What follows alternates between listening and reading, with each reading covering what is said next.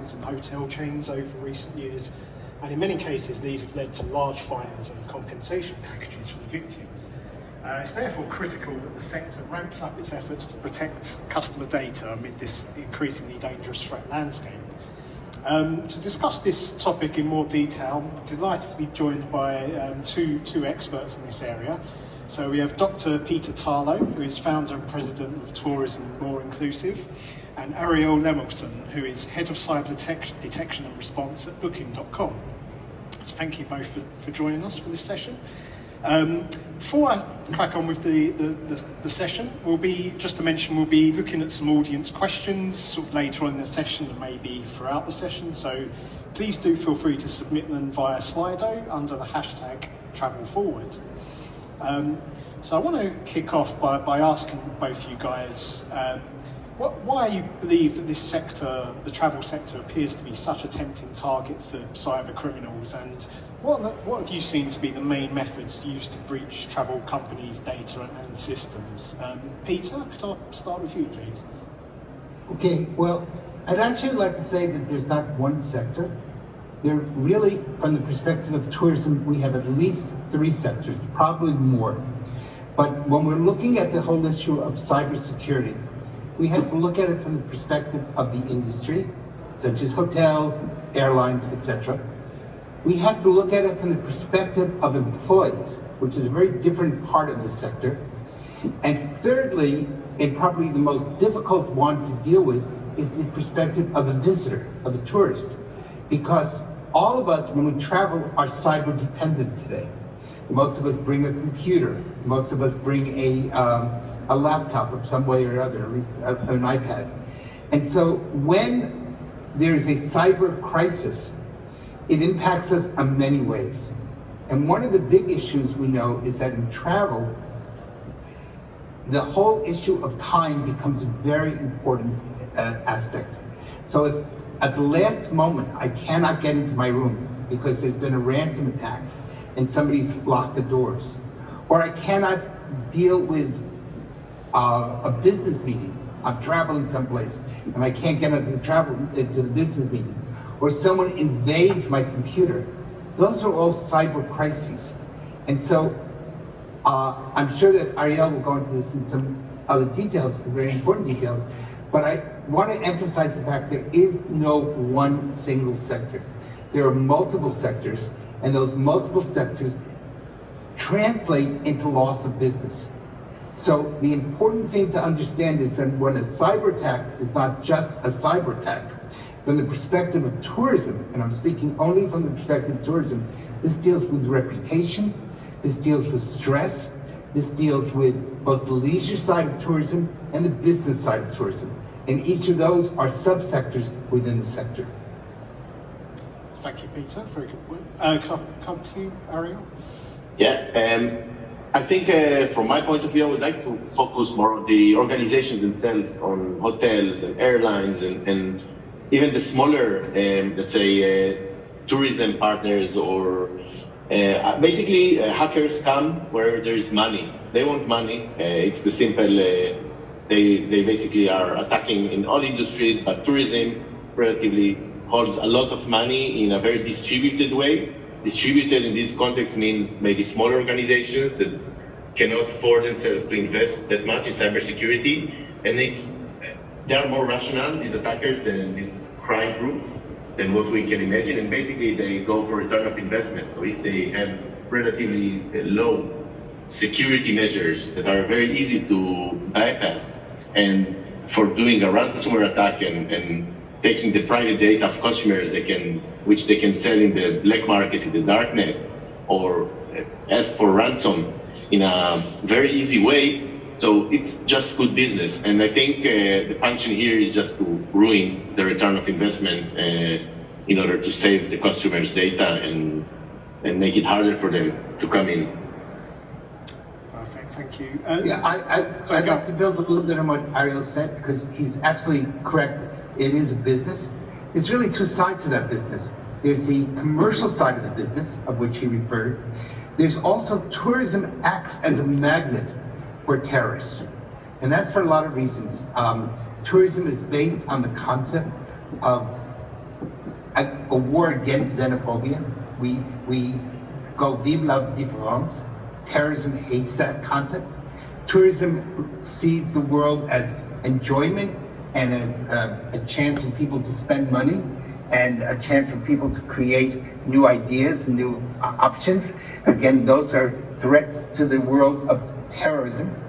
And so you have, on one side, the tourism industry is a very attractive industry for a terrorist cyber attack because you create tremendous amounts of chaos and stress and time management issues. But on the other side, of course, Ariel is 100% correct that it's also very lucrative as far as money goes because a hotel cannot afford to have its customers in a state of panic. All of a sudden, the person is running to the front desk and saying, I can't get my suitcase, I have to be at the airport in 20 minutes, and your doors are locked.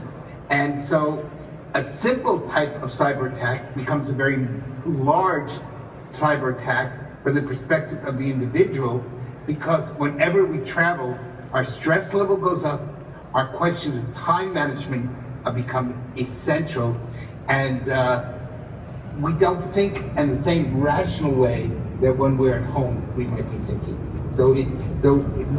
Tourism becomes a very attractive target for that. Ariel is 100% right from a business perspective.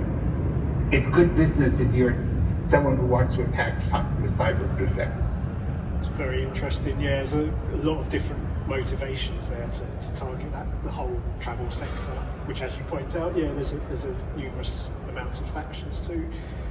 Just before we move on to sort of strategies to protect against these types of cyber attacks, I just want to come to you, Ariel, to ask you a bit more about the impact that cyber attacks can have on businesses within the travel sector. So data, whether it be data breaches, ransomware, that kind of thing. And yeah, what's your perspective on the damage that this can cause to companies from a reputational and business standpoint?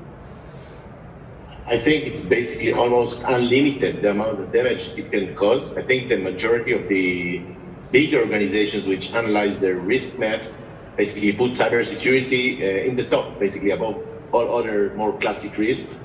Because if you think about it, basically, if like these attacks start on the news these days, so an attacker group managed to get to basically where the data is stored of these hotels, basically steal everything and then encrypt everything. So it's very likely that this business will not be able to recover, and second will be liable in front by GDPR and other regulations up to a level that it could never be able to pay. And then to add on top of that, the reputation loss. Of course, basically all these brands of hotel chains, airlines, and others are basically as good as their reputation. And if they lose their reputation, people don't think they can trust to put their data and their sensitive information with those providers. So they will probably prefer just to pay a few more euros and go to the competitor for next time. So I think it's something that can really be a devastating, destroying effect for a big brand. So it's more of a balance. Of course, not every incident would get to that point. It could be less impactful, but I think it has to be taken into account because the likelihood is not that small anymore like it used to be in the past. These catastrophes are more prevalent than they ever were. Absolutely. In the world of tourism, Ariel could not be more correct. And remember, there's not only the data that's being held by the hotel or the airline, but it's also everyone in that hotel is using some form of cyber situation. And so they have their own personal data that is often exposed. And lots of people go to cafes and other places where there are open networks. And when we travel, we tend to put our common sense on hold. We tend to believe that, the hotel by definition is safe. And so we don't maybe take the same precautions as a VPN. It's just simple things. We don't tend to take those same precautions when we travel psychologically as when we're home. And so that data becomes exposed. People tend to do banking online or other things online. and all of a sudden you're in a tremendously difficult situation. And what do people do? They blame the hotel. They don't blame themselves. They blame the other guy. So the hotel loses not only on its own cyber, but also on the fact that if it has a network that's invaded, or the visitor is not using good common sense, again, the hotel or the airline will be in trouble. How many people today are doing emails while they're on an airplane? Absolutely, really good point. And given kind of the huge number of attacks and the increased threat landscape that attackers can exploit, I suppose there's always going to be a risk of attacks coming through, kind of no matter how stringent your security measures are, as negative as that sounds. But I just wanted to ask you both about kind of advice you'd have in terms of incident response processes that should be in place in the event a cyber attack takes place. Ariel, can I come to you first? Yes, I think, the security, a lot of the organizations have to start from the basic hygiene, cyber hygiene. So it means making sure that you basically control your attack surface, you know where these attackers are likely to come by. So the more basic things like email, right? So you have employees in this hotel or airline, these will be attacked by different phishing attacks, which they will eventually be lured to click something and download this malware, which eventually open the door for these attackers to spread to the network. So it's around putting controls, basic hygiene controls on the email, on the endpoints, and making sure to train with security awareness your users to understand that. And then you go to the next layer, which you respect to of detection and response, detection and incident response. So being able, if you were compromised, to detect that. And this eventually is built by 3 components of observability of what's going on the network, eventually understanding what are the detection use cases and how attackers operate, and be able to basically deploy virtual tracks around your network and environment that will notify you as a defense organization that this is indeed happening, and then having response practices that are being documented and practiced by capable people that have in their disposal, of course, not just the documentation, but also the technology and the knowledge to do so. So it sounds complex, and it is also a little bit complex, but I think it goes in layers. So I think the hygiene is relatively cheap to practice, and even entry-level organizations can do so. And it goes and adding more layers of defense. But I think they definitely, all these organizations, as small as they are, they should at least have a dedicated, even if small, security function to practice and to understand the risks and deal with them. Thank you. And Peter, could I get your thoughts on incident response processes and measures? Yeah, I'm going to build on what Ariel said. He looked at it basically from the perspective of the institution, the hotel or the airline or whatever it happens to be. So why don't I switch and look at it from the perspective, because tourism is not only institutions, it's also people, traveling as individuals or as families. And in those cases, I think we're going to have some different areas that we can build on. One, it's very hard to train travelers to really think with good common sense when they're traveling. We tend to be in a rush, the kids are running, people have to go to the bathroom. There's all sorts of just human issues that take place that means that if there's a fishing expedition, meaning someone's trying to get in, people just click, they don't think. And they go, uh-oh, why did I do that? So one of the things I try to advise people when you're traveling, if at all possible, take a hard copy. For example, in many places, I was just in Colombia, Bogota, Colombia, and Costa Rica, and they wanted to have on your iPhone or on your telephone some sort of indication that you had gone through a COVID test. Okay, but there could always be the chance that that fails. So what I did is I took a picture of it. I had the picture, and then I had a third backup, which was I ran it off on my computer, so that if I got to immigration, and all of a sudden it wasn't on my phone because I made a mistake in the airport, or I clicked or whatever, I had a hard copy that I was able to show. Now, I understand a hotel is not going to be able to keep a hard copy of every piece of data that takes place in the hotel. That's on the industry side. But on the personal side, most of us can, before we travel, can take the time to think, what can we do? What can go wrong? What mistakes can be made? Who might be able to attack us? And maybe one of the things the industry can do is remind people, keep a hard copy of essential data along with a soft copy. And so before you travel, don't just have your airline ticket on your phone, also have a copy, or know where you can get a hard copy of that airline ticket.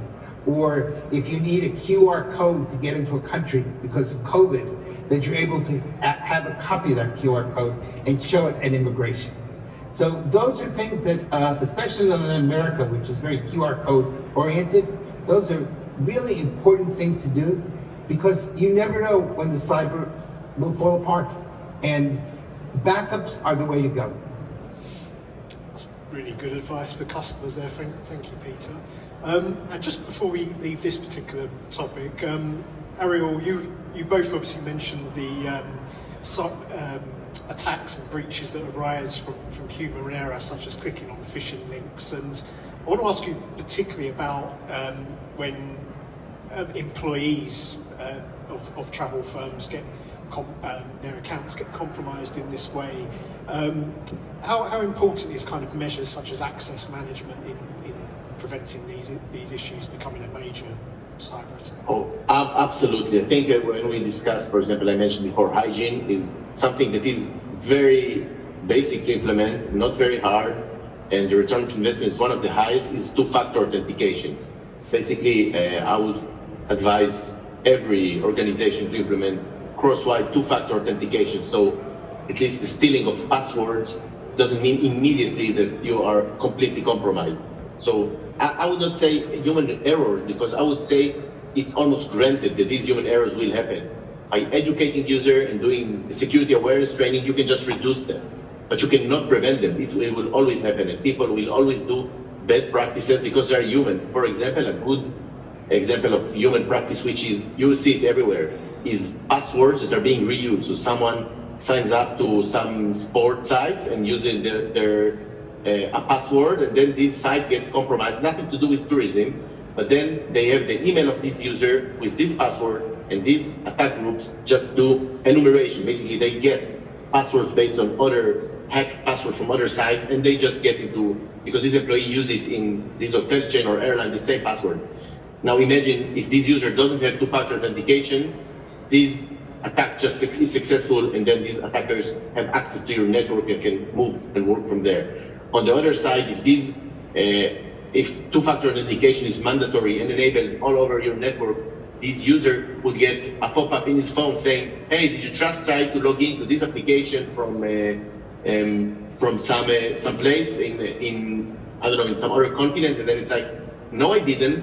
He clicks no, and then this user will report it to security department, which will investigate and eventually probably target and understand what is this attack that's going on. So it's really, really prevalent, this kind of attacks, and can easily solve the 99% of these, reduce the success rate just by having two-factor authentication of these initial access. It doesn't solve everything, but I think human errors have to be assumed and cannot be prevented. They just can be reduced. Thank you very much. Just before we move on, I just wanted to remind the audience that you can submit any questions that, for our panelists at slido.com under the hashtag #TravelForward. So I just want to move on to talking about supply chain cyber risks in the very wide travel industry.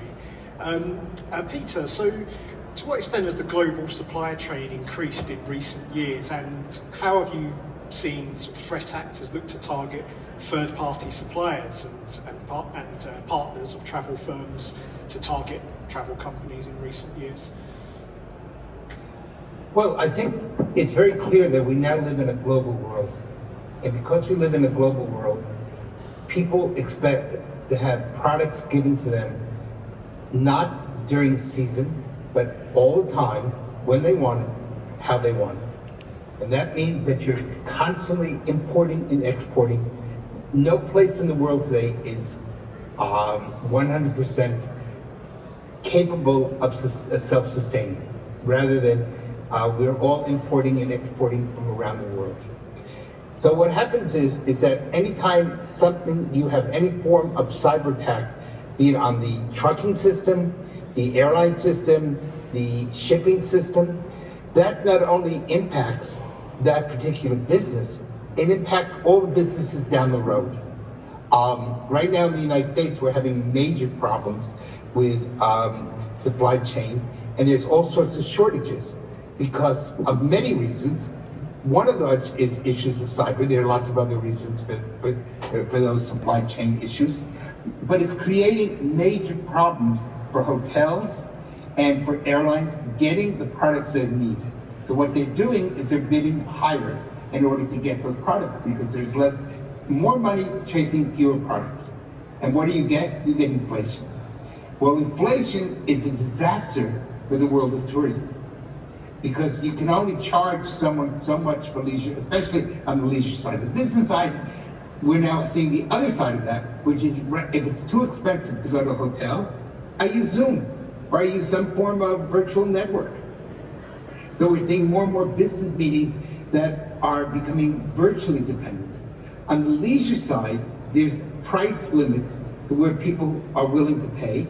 If all of a sudden a hotel becomes $1,000 a night and you're getting 3-star service instead of 5-star service, people start pulling back. And so the concept of the staycation starts taking place.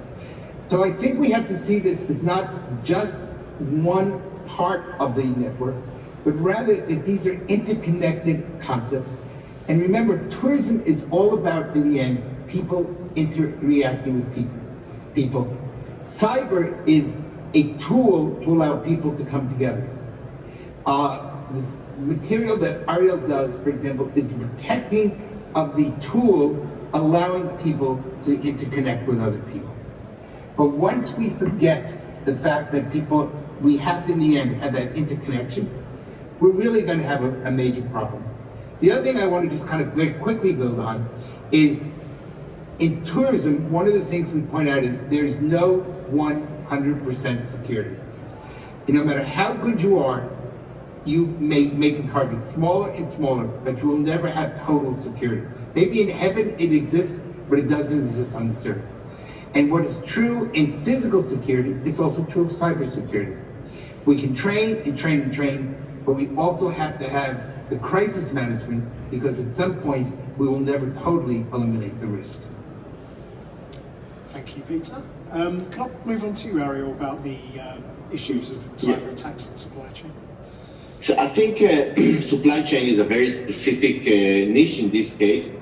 Basically, when cybersecurity defense is basically like a chain and is as strong as the weakest link, right? So I think it become more prevalent, this kind of attacks, because in many organizations, the level of cybersecurity defense has increased. So I spoke before about hygiene and so whenever the attackers cannot get through the front door, and they cannot go through the window because everything is blocked. So vulnerabilities are being patched and everything is being segmented.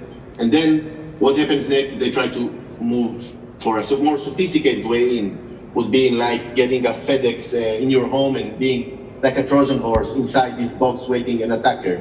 So basically it is what it is, right? So you, no matter how mature you are as an organization, you have suppliers, even if it's IT suppliers of software. And if these suppliers are being attacked and something malicious is coming with a legit and trusted product, and we can all look at the SolarWinds attack, right? So it's something used by thousands and dozens of thousands of customers, enterprise customers around the world, and everyone trusts them. And suddenly, if they get compromised and the software is around all the, for example, the US government entities has it, and so it gives the attacker the ability to get an internal foothold without having to compromise and go through users, like we said about phishing, and through email and through other things that these entities that they are trying to attack do probably quite well, and it's not easy to bypass, so they go for a more sophisticated way. So I think what can be done in these areas for in the industry, tourism, and the tourism industry is first to look at least privilege approach. So whenever you are getting external suppliers, whether they are in direct tourism services or they are network and IT services or products, is to try to think, do I need to give them all these permissions? Because what these attackers do is leverage on the permissions these legit tools get. So if you think, sometimes it takes more trouble for the IT people to configure those things without giving them wide network access, but just giving them specific access to what they need. If we can reduce the amount of trust we give into those external suppliers in terms of IT, we make it much, much harder to leverage those supply chain attacks. And of course, on top of that, I would say that companies should do risk assessments on their suppliers, understand that they have proper security practices, and audit them, and make sure that this is something that you should be trusting. So if your supplier doesn't do a proper IT defense and hygiene, so you should not basically take the supplier if you have better security practices, because you're making your organization exposed to that. Absolutely, absolutely. One of the things I think is really important is that we not only have training, but we have training repetitively, because human beings tend to forget. And in tourism, where people especially don't necessarily think with a lot of common sense, because they're excited, it's a trip, whatever's going on, or the hotel is really working on good customer service versus necessarily good cybersecurity. One of the things you want to do is give people as regular training, even though it might think like we're repeating the same event. That's really getting into your brain. And human beings need to hear the same type of training multiple times in order for them really to absorb it as part of their internal cultural methodology. So not only should you train, but train again, and then train again, and create a culture that is cyber sensitive rather than just the individual being cyber sensitive. Thank you very much, Peter. I think just build on what you said there. I think maybe it'd be good to jump on to awareness training and how that can be improved. So Ariel, I thought from your experience, sort of, how are current approaches to sort of employee awareness training in particular sort of insufficient, particularly in the travel sector, but it probably applies across all industries, especially into areas such as handling data? So yeah, first I agree with Peter about this repetition. I mean, it has to be repetitive. People forget, and people will not get it the first time, but it's something that has to become part of life, basically. So for the users of basically employees, I would say, of the different companies, to be trained with, I would say, quarterly or half-yearly trainings that explain them about phishing and about what to report to security and other things, how to become more aware. And we see results. When people are being trained, they become more suspicious of emails they receive and of things, and they report. And it's better that they over-report than under-report things to security, because this could be basically the beginning of the investigation that gets the attackers before they manage to do a ransomware or anything like that. And I think it's very important also to do things like what is being called like spear phishing campaigns that are to practice. Basically, there are multiple vendors who does this kind of things, basically, that sends emails that look like a legit thing from your IT or from some telling you about a conference or about something, and when the user clicks it, he learns that it was basically, in this case, he was lured by a vendor and not by an actual attacker. And then he gets educated about those things for next time and what he should have been checking, how to check the links in this email and what to do and what not to do. And doing this, basically, you want to get your users as suspicious as possible. So, because if they're not suspicious, they're just an easy victim for those attacks, which getting more and more sophisticated. And of course, for companies also that have more treat specific users or that treat with sensitive data, or finance people should be even more trained, because a lot of the attacks are not even direct cyber, but they basically luring them to wire transfer money to someone else. Suddenly you get an email that looks legit from someone who might be basically a vendor of this company. Say, hey, we changed our bank account. We now have a different bank account number. Could you please wire me this transfer instead of to the normal account to this account? And please do it before end of day because something. And then this finance person would go and do it. And then he learns after the fact that he wired €1 million to some third party who disappeared.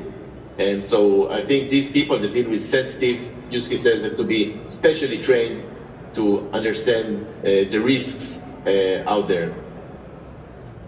Thank you. Yeah, Ariel really hit a very important point there, and it's not only just fishing and spear fishing, it's also tourism fishing. Use of the telephone and voice as a way of collecting data. Most in the tourism world, we get all sorts of telephone calls. People call saying, I'm coming to your room, or I'm doing this, or I'm doing that, and we're having a delivery. And you have to take the time just for a second to train people to think, wait a second, does this make sense?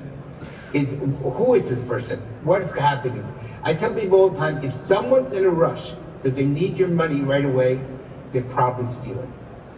And I think many of us got used to the fact many years ago of we would get letters saying your uncle died in such and such a country and left you $5 billion, $1 million, and please give us your name and address and we will be depositing this in your bank account. I always thought it was a joke. I discovered that the United States government actually has to keep offices in a number of American embassies because so many people do fall for it. And the fact is, it's done because of the fact that people make money. And so we really, if it's too good to be true, it isn't true. If it's something that someone's giving you something for nothing, they're not. Sometimes we need to go back to the basic rules our parents taught us when we were children and apply those to the world of cyber. Because people are human beings. Once upon a time, maybe I tried to lure you in with a scam and a person-to-person scam. Now it may be a cyber scam. It's still a scam. And it's our job to begin to think through, does this make sense? Why is this person doing it for me? What are they, why all of a sudden is $1 million falling out of the sky or €1 million? So if it seems too good to be true, it probably isn't true. And in tourism, that's especially a sensitive area. So not only do we have to train employees, but have employees teach people, their visitors, as part of the marketing campaign, I care about you, therefore I don't want you to be hurt. Thank you very much, Peter. I just wanted to come to you, Ariel, about is there any particular training techniques that you advise that work particularly well and are very engaging for employees, such as simulations, that kind of thing? Yes, I think, as I mentioned, basically, I think these simulations are required. So to move from theory into practice, because someone can read or see a video that show him, do not trust emails, basically everything we're saying right now, but then when those emails look very, very reliable. So they could look from someone you know, they could be about the topic you are interested in, and they could be mimicking the themes of your own company. So you would see something that looks from your HR and has the same background that they use and everything, the same fonts and everything looks legit, and suddenly you click it.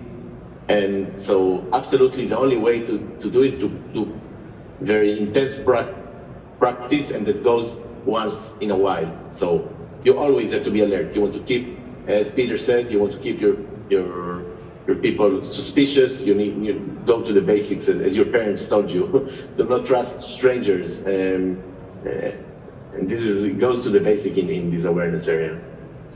Absolutely.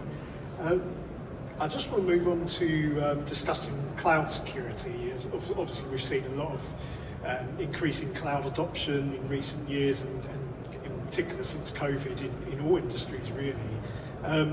So to what extent, Peter, have you seen cyber criminals target the cloud, and has this trend made travel firms more vulnerable to cyber attacks in your view? Well, certainly, as we put more and more data on the cloud, the more there is to steal, the more people are going to want to steal. And there was a time when people kept just backups at their home or off-site backups, but they weren't put cyber to cyber. Really, the cloud is just cyber to cyber. And that means if your home network is vulnerable, your cloud is also at some point going to be vulnerable. It really depends on how good the security is of the cloud. But I think it's very important to realize, don't put all your eggs in any one basket. Make sure that, one, from the perspective of an attack, that you have backups in multiple forms of backup. The cloud is a backup. But secondly, remember, anything that goes up can come down. And the cloud is up, which means that somebody can take it down. And they can take down the cloud, or they can take down the material from the cloud. So if you don't want people to know it, you really need to think through very clearly what type of material are you putting and is it sensitive. One of the big issues in tourism is very often people do things when they travel that they might not want other people to know. It could be from a perspective of sexuality, a perspective of business, lots of possibilities, perspective of medicine. And if we put all those materials in the cloud and then someone is able to get into that cloud, the amount of psychological damage besides economic damage is tremendous. So I think the basic rule is if it goes up, it can come down. And if it comes down, will it come down crashing on your business's head and destroy your business because people are furious. Thank you, Peter. And Ariel, what's your thoughts on this area, and what advice would you have for organisations to ensure their cloud stays as secure as possible? Yeah, so first I think cloud is not more risky than on-prem, neither less risky. I think it's just different. It's a different technology, it's a newer technology. And I think the reason it becoming more risky is because the business in many of those organizations, in tourism and in any other industry, run to the cloud because it's more scalable and easier to deploy, and you can get a faster go-to-market on one hand, but on the other side, the IT people and security people are not ready. They don't know how to deal with the differences, and often it's very easy when it's exposed in the cloud to make a mistake that immediately will be translated into a huge data breach. So this is the difference. This is accessible. It is out there. So the most famous examples are where there are storage, buckets of storage, like S3s in AWS, that many companies just left open, misconfigured. The attackers didn't have to do anything, just scan, see something open, and literally put a straw and drink the data. They didn't have to do anything sophisticated. And this just shows an example that you need to know what you're doing. You need to be able to have people who has knowledge in the cloud and can properly configure it. And then basically once you understand what you're doing, it's probably even easier to defend the data there, especially for medium organizations. We cannot have a lot of infrastructure to defend on-prem. But when they're doing it on the cloud, they must know what they're doing. Otherwise, it's basically everything is 10x. So if you make a mistake, it's 10x more deadly. You can lose everything very quickly. So it's important to know what they're doing, and also understand when we speak cloud, it means very different things. So we have software as a service, things like Office 365 and Google Drive, and even if basically all the sites they're using, but there are also things that are infrastructure service. So when they deploy servers, they have to self-maintain them there. This requires another level of knowledge. So I think that the important thing is that people, companies, business especially, IT usually doesn't think this way, do not have this perception like if you put things on the cloud will secure it for you. The cloud doesn't secure things, but also doesn't do the opposite. You just need to have the people like you needed in your own data center or in your own site to secure things. You need to secure them on the cloud. You need to know what you're doing, and your IT or security people needs to do what they're doing. Thank you I very think much. one of the things Ariel is pointing out is that in today's world, we really need people who are experts. And all too often, we all declare ourselves experts without knowing very much. It's kind of like trying to be your own doctor. You should never self-diagnose. In the same way, just like a person in medicine should not self-diagnose, the same thing comes true of security or cybersecurity. We need to have the humility to know what we don't know and be willing to speak to people who actually can protect us. They're a lot cheaper in the end than making a mistake and then having to repair it afterwards. So be willing to spend a few dollars in the beginning and save yourself a lot of money at the end. Thank you very much, guys. As we're approaching in the last few minutes of the session, I just wanted to come to both of you and your final thoughts really on, do you think that in general in the travel sector there is a growing realisation to enhance cybersecurity practices and measures? And are you quite positive that they are going to be moving in the right direction in this respect in the future? Ariel, if I could start with you. Yes, I think definitely we can see improvement. I think all organizations are understanding that they need to spend more on that, and eventually it's a part of any cost of any new business initiative, and even of the business as usual initiatives. If you don't secure things, eventually you pay the price. And I think the things on the news even help to get to this situation, to this realization, because if you don't invest at the right time and basically this shift left approach, doing it as early as possible, eventually, as Peter just said, saves you a potential big spending or devastation at the end. So I think that we're seeing more and more companies in all industries and in tourism specifically going to the direction of trying to invest in security and prevent those catastrophes. Thank you. And could I get your quick final thoughts, Peter? Well, I'm going to build on what Ariel said. I would like him to be right. I hope he's right. I sometimes fear that he may not be right when it comes to tourism. All too often, we tend to forget about the last attack. We tend to see as history, and we don't believe there'll be another attack until there is, and then we suffer. And so what I would hope as final words is that people take what Ariel said seriously and listen to what he's saying. The consequences of not taking it seriously are horrendous. And as we become more and more cyber dependent, this is essentially important. On the other hand, tragically, all too often in tourism, we put too much emphasis on the marketing and not enough emphasis on the security. And if you don't have good security, your marketing will be worthless. So I'm praying that Ariel is right. I'm rooting for him to be right. I have a little bit of a fear that maybe people are not thinking as well as they should be in the tourism industry. Be smart. Do your security up front. You'll save yourself a lot of money and a lot of misery at the end. Thank you, Peter. Very wise words to end on there. And unfortunately, that's all we've got time for this session. I feel like we could have sort of carried on speaking for another hour or so, really, but some really fascinating insights there. So, massive thank you to our panelists, Peter and Ariel, for your time and your contribution. And a big thank you also to you, the audience, for tuning in. But yeah, with that, that's the end of the session. Thank you. Thank you. Thank you very much for having us. You're welcome. Have a good day. You too.